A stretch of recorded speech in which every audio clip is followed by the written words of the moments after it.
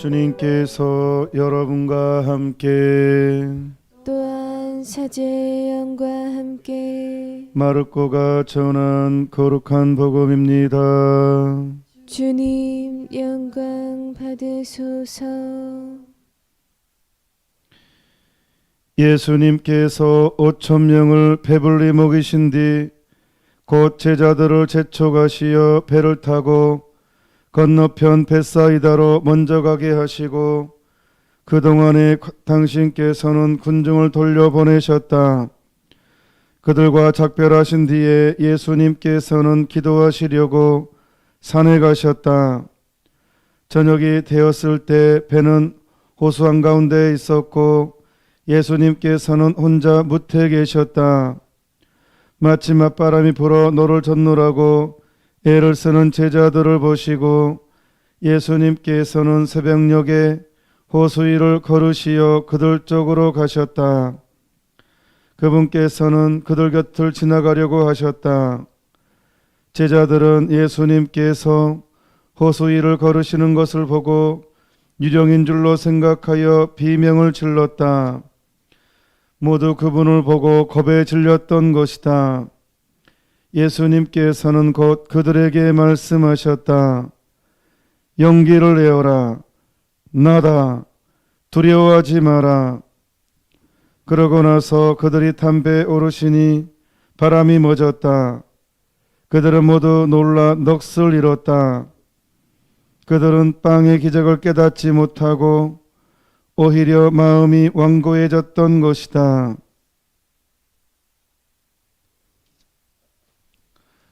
주님의 말씀입니다. 그리스도님 찬미합니다.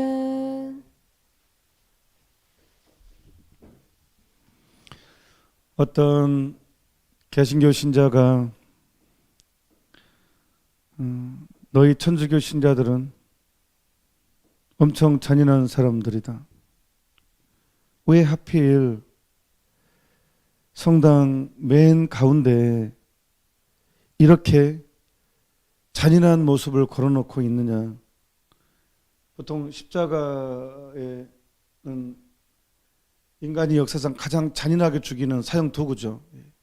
저주의 상징이죠. 저주. 너무 잔인하게 죽이니까 사람을 나무에 매달려 놓고 못질을 해서 옆구리에 창을 찔리고 가장 고통스럽게 죽어가게 만드는 역대급 사형 도구입니다.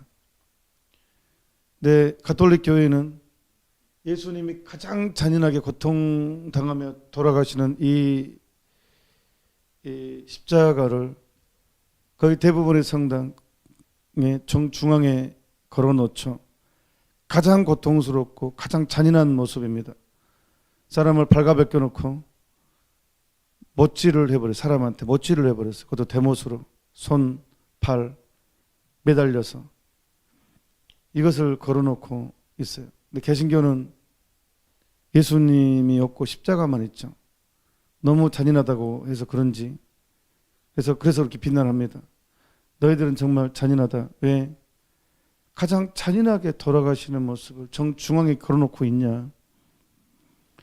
그래서 이렇게 대답했습니다. 예수님이 당신을 얼마나 사랑한 줄 아십니까? 그리고 그 개신교 신자를 십자가 밑에까지 데려가서 이렇게 말합니다. 손을 가리키면서 이만큼 사랑하십니다. 예수님께서 당신을 얼마나 사랑한 줄 아십니까? 이만큼 사랑하십니다. 2000년 전에 십자가는 저주의 상징입니다. 그런데 예수님이 그 저주의 상징에 못 박혀 돌아가심으로써 우리에게는 이제 구원의 상징이 됐습니다. 사랑의 상징이 됐습니다. 이것은 잔인 그 자체지만 예수님이 얼마나 나를 사랑하신지의 가장 결정적인 증거, 누구도 부인할 수 없는 가장 결정적인 증거가 됐습니다. 오늘 요한 1서의 말씀이 봉독됐습니다. 일독서에 사랑하는 여러분, 하느님께서 우리를 이렇게 사랑하셨으니, 하느님께서 우리를 이렇게 사랑하셨으니 우리도 서로 사랑해야 합니다. 지금까지 하느님을 본 사람은 없습니다. 그러나 우리가 서로 사랑하면 하느님께서 우리 안에 머무르시고, 기가 막힙니다. 하느님께서 이제 우리 안에 머무른다는 거예요. 세상에 만물의 창조주, 전능하신 천주 성부, 성자, 성령께서 우리 안에 머무르신다는 거예요.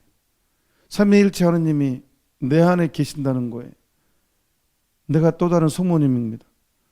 성모님께서 하느님이신 예수님을 잉태했잖아요. 그런 것처럼 이제 그 하느님이 나에게도 머무르신다는 거예요.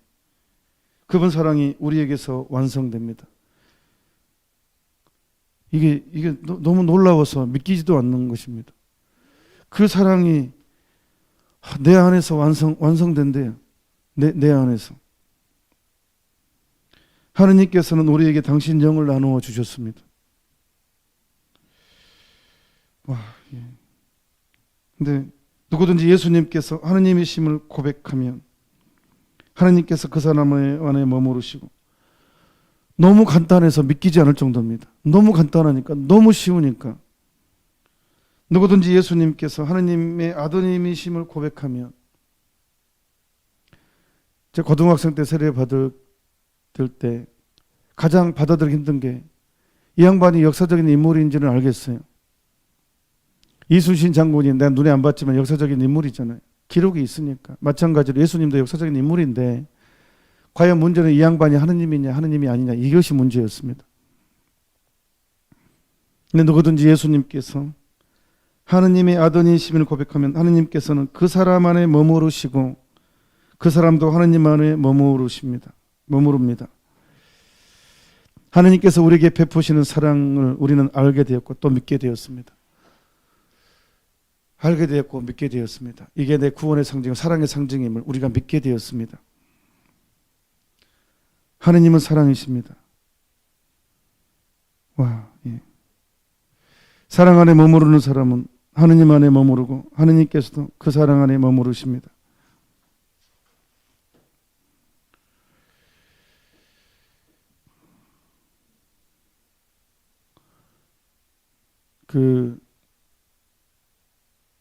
오기순 신부님이 이제 1950년대 전에 로마에 유학을 갔죠. 유학 생활 중에 이제 동료의 신학생이 어머니가 돌아가신 거예요.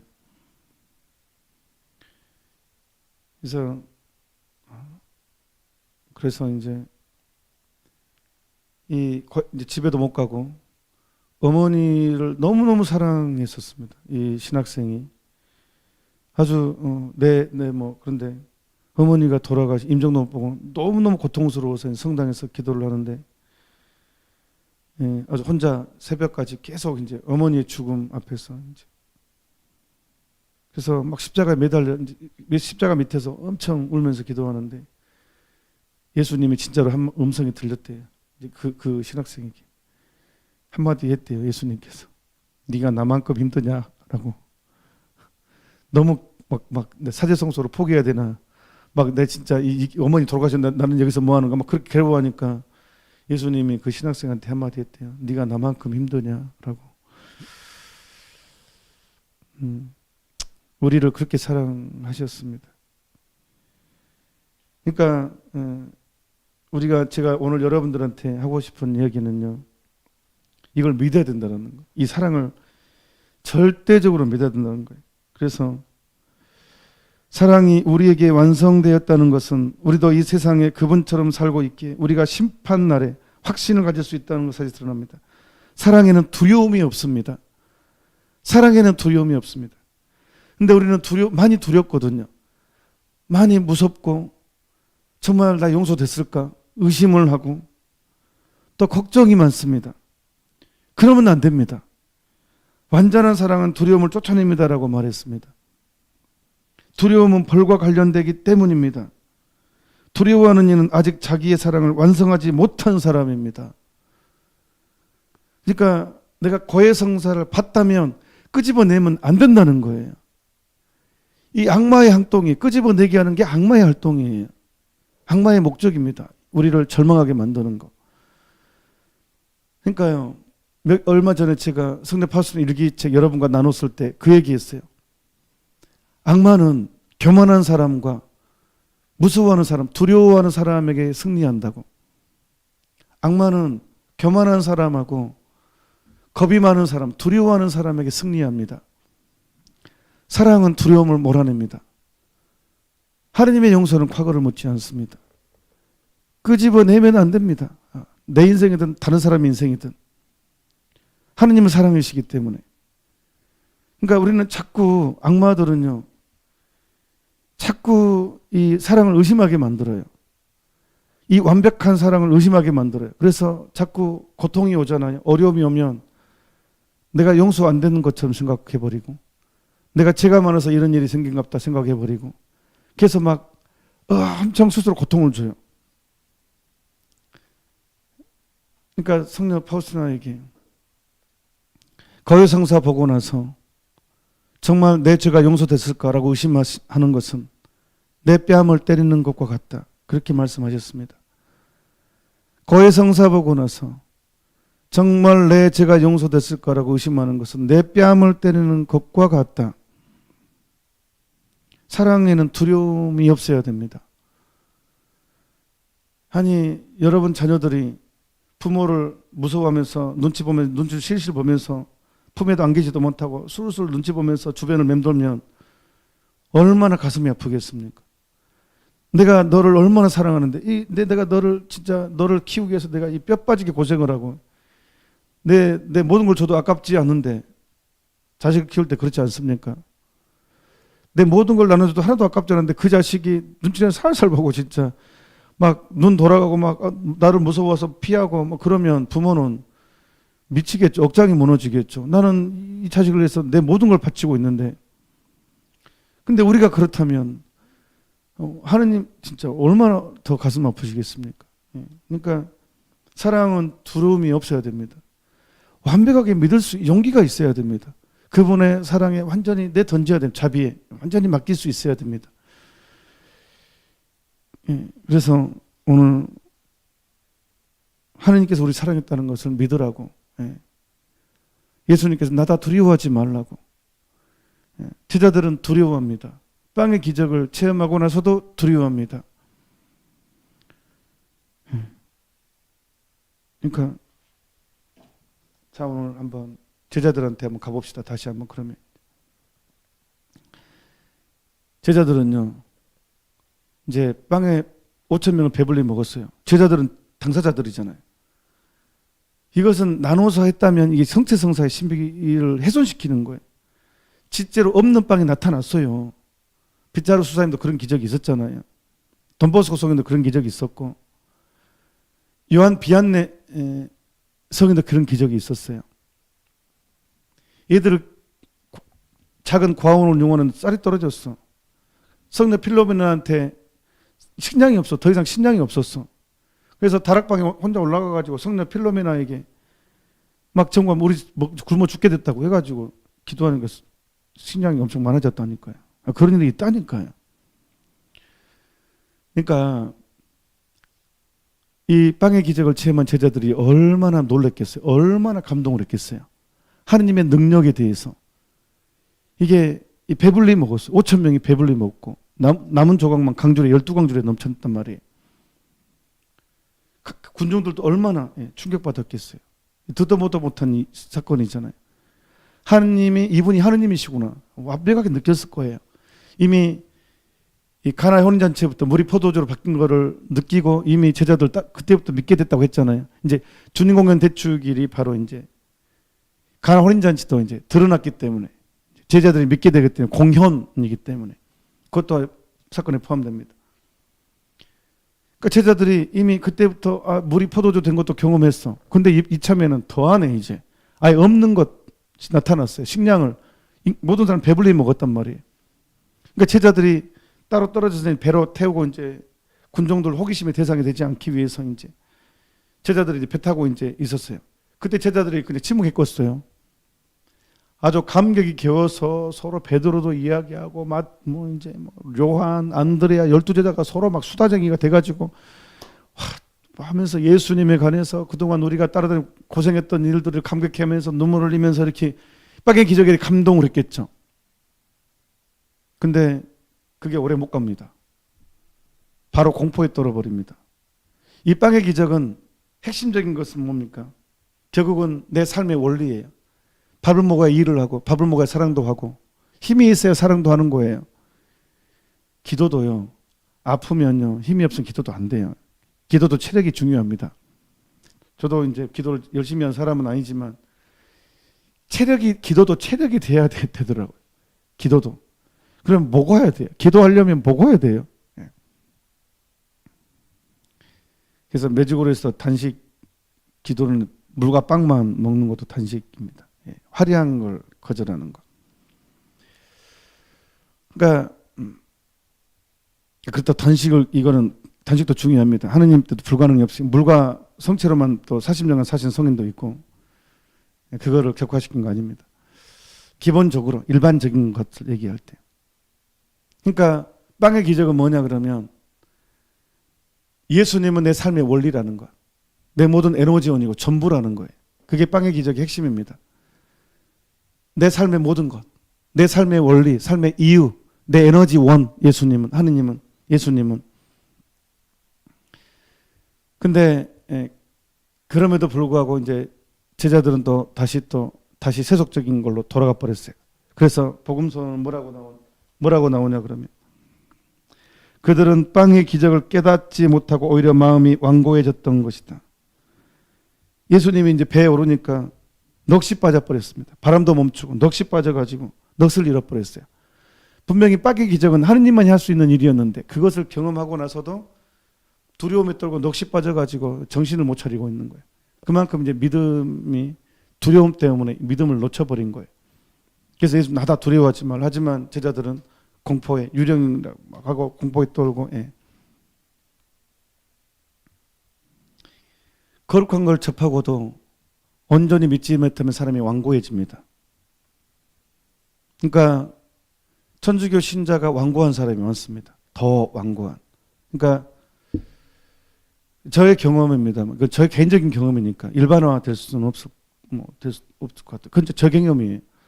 보통 제가 본당 신부로 이제 본당을 좀 쇄신하려고 하잖아요. 근데요, 가장 힘든 사람들이요, 열심한 사람들이더라고요. 안 바꿔요, 안 바뀌어. 하도 이제 여러 신부님들 경험하고 자기 주관이 서버리면 제가 강론을 아무리 열심히 해도 안 듣더라고요. 그래서 제가 어떻게 한 줄 알아요? 기존의 사람들은 아무리 제가 뭐 해도 기도해도 안 듣더라고요. 그냥 자기 스타일이 있어요. 고집을 해요. 안 바꾸더라고요. 그래서 제가 에라 모르겠다. 이 본당 쇄신은 하고 싶고 그래서 제가 예비자 교리를 아주 열심히 신자들 레지오 단원들 같이 하고 막 아주 진짜 막 기도 열심히 해서 나름대로 예비 신자의 이제 이 사람들은 아무것도 모르니까 딱 시키면 시킨 대로 하잖아요. 그래서 교리도 제가 직접 했어요. 교리도. 이제 뭐 제가 레지오 마리에 들고 훈화하면서요. 뭐 이번 한 달 내에 3명 이상 입교자 못 시키면 이 프리스트를 해체시키겠습니다. 막 협박도 하고 나 해체시켜 버릴 거라고 막 구역장님 모아놓고 한 달 안에 이 구역에서 예비신자 몇 명까지 못 만들어내면 막 이 구역 해산 막 이런 식으로 막 이제 협박과 해유화 막 이렇게 해가지고 했는데 100명이 넘게 모였어요. 100명이 넘게 예비신자가. 그래가지고 제가 3년 동안에 세례받은 사람이 400명이 넘었어요. 만 3년 있었는데. 근데 그 사람들이 바뀌니까 본당이 바뀌더라고요. 제 체험은 그래요. 어쨌든 각자 할 말이 많겠지만 저는 예비 신자들은 제가 교리 6개월 동안 교리했으니까 제 말이 전부인 걸로 받아들이잖아요. 그러니까 예비 신자들이 평임에서 나와요. 열심히 나와버려요. 묵주기도 막 열심히 막 하루에 막 5단 이상을 10단씩 해버리고. 그러니까 본당이 막 성당이 막 평임이사가 막 본당이 꽉 차고 그러니 기존 신자들이 따라오더라고요. 예. 교무금도 많이 내버리고 하니까 기존 신자들도 막 조금만 내, 막 그런 사람도 이제 많이 있었지만, 예. 교리할 때 하니까 교구문도 확 늘어나고, 예. 엄청 재밌었어요. 그래서 본당 가면 새로 뽑은 사람들은 희망이다, 막 속으로 막 그랬다니까요. 기존에 완고해진다는 게 무서워요. 많은 기적을 체험하고도 이게 안 바뀌면 완고해져요. 정말 그래서 오늘 성서에도 완고해져 버립니다. 우리가 완고해지지 않도록, 완고해지지 않도록 우리는 죽을 힘을 다해서 겸손의 덕을 쌓아야 돼요.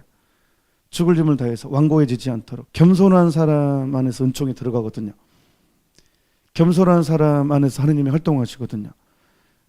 그러니까 내 마음이 완고해지지 않도록 정말 우리 매 순간 나는 겸손한 사람인가 아닌가를 봐야지만이, 그것을 덕을 닦아야지만이 오늘 일독서 하느님은 사랑이십니다, 이것이 완벽하게 이제 고백이 되고 하느님께서 내 안에서 활동하시게 됩니다. 그러면 진짜로 하루하루 안에서, 물론 그런다고 해서 고통이 사라지는 건 아닙니다. 내 운명입니다. 하느님께서는 당신을 뽑은 사람들에게 고통을 나누어 가지십니다. 이거 사랑의 특징입니다. 고통은 우리가 사랑한다는 것은 희생한다는 거, 당신을 뽑은 사람에게 나누어 갖는 것은 이 사랑의 특징 같습니다. 지금은 눈물 나지만 나중에 천국에 우리가 죽었을 때는요, 한 가지만 후회하며 살 것, 영원, 한번 천국은 영원한 천국이잖아요. 그런데 내가 천국에 가서도 한 가지는 후회하며 살 것입니다. 저는 100% 그럴 거라고 믿습니다. 뭐냐면 내가 살아있을 때 더 고통을 당할 걸, 이것만 후회할 것입니다. 천국 갔을 때 내가 살아있을 때 더 예수님과 하나 되기, 더 큰 사랑을 누리기 위해서. 천국도 성인들이 있어요. 대성인이 있고 그냥 성인이 있고, 천사들도 대천사가 있고 천사가 있고 뭐 계급이 있다 하잖아요. 근데 천국도 마찬가지예요. 삼위일체 신비를 더 누리는 게 모든 믿음의 그릇만큼 채워지잖아요. 꽃도 뭐 장미도 있고 백합도 있고 뭐 들국화도 있고 야생화도 있고 아주 작은 꽃도 있고 정말 다양한 꽃들이 있듯이 천국도 다양한 영혼들이 있는데 대성인도 있고 그냥 성인도 있고, 하지만 다 만족해요. 자 그릇만큼만 채워지니까. 소주잔에 그릇이면 소주잔 다 채워진 만족하죠. 더 부어봤자 흘러 넘치니까. 맥주잔도 맥주잔만큼만 만족해요. 이게 천국은 이 지상에서의 자기의 믿음의 그릇으로 천국에서 형성됩니다. 그러니까 다층이 있다는 거예요. 그러니까 이 지상에서 고통을 많이 당한 사람일수록 그 충만함은 클 것입니다. 그러니까 다른 사람은 질투해서가 아니라 사랑 때문에, 내가 살아있을 때 더 고통을 못 당한 거에 대해서 그것만이 안타까울 것입니다. 예수님에 대한 열렬한 사랑을 느끼기 때문에. 예수님의 고통이 얼마나 위대한 것을 지금이야 희미하게 보이지만 내가 죽어서 하느님의 사랑을 볼 때는, 그러니까 연옥 영혼은요, 하느님이 보내는 것이 아니라 스스로 정한대요. 연옥 기간도. 이거는 안 돼요. 영혼이 내가 천국에 들어갈 수 없다는 것으로 정화를 스스로 선택한대요. 너무나 위대한 사랑에 합일하기 위해서 스스로가 정화를 한다는 거예요. 근데 우리의 기도가 이제 그것을 특히 공로가 돼서 이제 감회해 주긴 하지만, 그러니까 우리가 천국에 있을 때는 영원히 한 가지만 후회할 것이다 하고 저는 그렇게 생각을 해요. 내가 살아있을 때 좀 더 희생을 하지 않고 좀 더 고통을 당하지 못했다는 것, 왜 나한테 왜 이러시고 대들었다는 것, 내가 조금이라도 고통을 덜 받으려고 노력했던 것, 좀 더 편안하게 살려고 했던 그것만 후회하면서 천국에 있음에도 불구하고 그것은 후회가 될 거라는 그런 생각이 들더라고요. 그래서 사실 그런 생각을 합니다. 주님이 저를 오늘 데려간다고 하면, 아니 조금만 좀 더 기다려주시면 안 될까? 좀 더 고통을 좀 당해야 되지 않겠습니까? 이런 것은 할 것 같아요. 근데 열심히 한 건 아니지만 나 너무 편하게 살아온 것 같아서. 아니 내가 예수님을 사랑한다고 하는데 내가 너무 고생 안 한 것 같아. 다른 사람에 비해서 나는 너무 편하게 산 것 같은 거예요. 내가 너무 사랑도 많이 받았고 사회생활도 너무 편하게 한 것 같고 뭐 그런 것이 아닌가. 아니 또 이런 말 하면 또 겁나기도 한데 또 이렇게 복잡합니다, 마음이 지금. 하지만 분명합니다. 사랑의 특징은 희생과 연결되어 있다는 거. 그래서 우리 이제 정리합시다. 아침부터 말이 좀 이제 나가는데 정리하겠습니다. 하느님은 사랑이시니까 그 사랑을 두려워하지 맙시다. 의심하지 맙시다. 사랑은 두려움을 몰아냅니다. 하느님이 얼만큼 우리를 사랑하시냐? 이만큼 사랑하신다는 거. 이만큼 사랑하시니까 추워도 눈곱만큼도 그 사랑을 의심하지 말고 완벽하게 하느님의 사랑을 누렸으면 좋겠습니다. 고해성사를 받다면 더 이상 그걸 끄집어내지 마십시오. 더 이상 자신을 괴롭히지 마십시오. 그리고 완벽하게 그 사랑 안에서 오늘을 살아가십시오. 과거를 끄집어내지 말고, 과거는 은총에 이제 잠겼으니까 오늘 하루 내가 하느님 사랑하는 것에 세상 걱정하지 말고, 내 미래를 두려워하지 말고, 오늘 하루 희생거리를 만드는 거. 내가 예수님이 나를 그렇게 사랑했으니까 나도 이제 오늘 예수님을 위해서 오늘 무언가 희생거리를 하나하나 만들어 가는 것. 이것이 우리에게는 퍼펙트한 삶이 될 것입니다. 우리는 사랑에 잠기도록, 사랑의 삶을 살도록 불리움 받은 복된 예수 그리스도의 사람들입니다. 잠시 묵상합시다. 아멘. 우리가 매일 저녁 8시에 33일 봉헌을 위한 기도를 하잖아요. 사실 제가 예상했던 것보다 훨씬 많은 사람들이 참여해요. 저는 매 순간 하루하루 기적이라고 생각합니다. 보통 유튜브를 통해서 2,500명 정도 표시가 되죠. 표시 안 되는 게 실시간 밴드가 표시 안 되고, 또 다른 데 공유해가지고 다른 데서 한 것도 표시가 안 되거든요. 근데 저희들이 보면 거의 어제 같은 경우에 6,000명 정도 실시간으로 이렇게 33 봉기도를 하더라고요. 그래서 정말 우리는 함께, 여러분과 함께 큰 기적을 만들어가고 있다고 확신을 합니다. 이왕 기적 만든 김에 더 큰 기적 만들어야 되지 않겠습니까? 그래서 더 많이 홍보해 주시고, 정말 이것을 통해서 우리는 영적인 쇄신을, 영적인 바람을 불러일으킬 수 있습니다. 그러니까 확신을 가지고 자신감을 가지고 더 많이 홍보하고, 또 힘들어도 서로 격려하면서 끝까지 이 봉헌 33일 봉헌 기도를 끝까지 잘 해냈으면 좋겠습니다. 여러분들은 하느님 안에서, 하느님 때문에, 하느님 사랑 안에서 기적을 만들어가는 사람들입니다. 축하드립니다. 그 다음에 유튜브 정책이 바뀌었어요. 그 전에는 광고를 본인이 원치 않으면 광고가 안 들어갔는데, 유튜브 정책이 바뀌어가지고 제가 광고를 신청하지 않아도 자기들이 회사에서 알아서 광고를 넣어버려요. 뭐 어쩔 수 없어, 자기들 것이니까. 우리도 이제 그래서 우리가 회를 했는데, 유튜브 회사에서 마음대로 광고를 넣어버리면 막 중간에 끼어버리고 또 수익도 자기들이 다 가져가 버리기 때문에, 차라리 이럴 거면 우리가 오히려 광고를 신청을 해서 우리가 더 많이 못 들어오게 함부로 이렇게 우리가 그거는 정할 수 있거든요. 어디에 차라리 그게 훨씬 더 이렇게 더 맞겠더라고요. 그래서 부득이 정책이 광고를 강제로 넣어버리기 때문에, 또 막 우리가 원하지 않은 포인트에 원하지 않은 광고를 넣어버리기 때문에, 우리 신청하면 또 카테고리가 있거든요.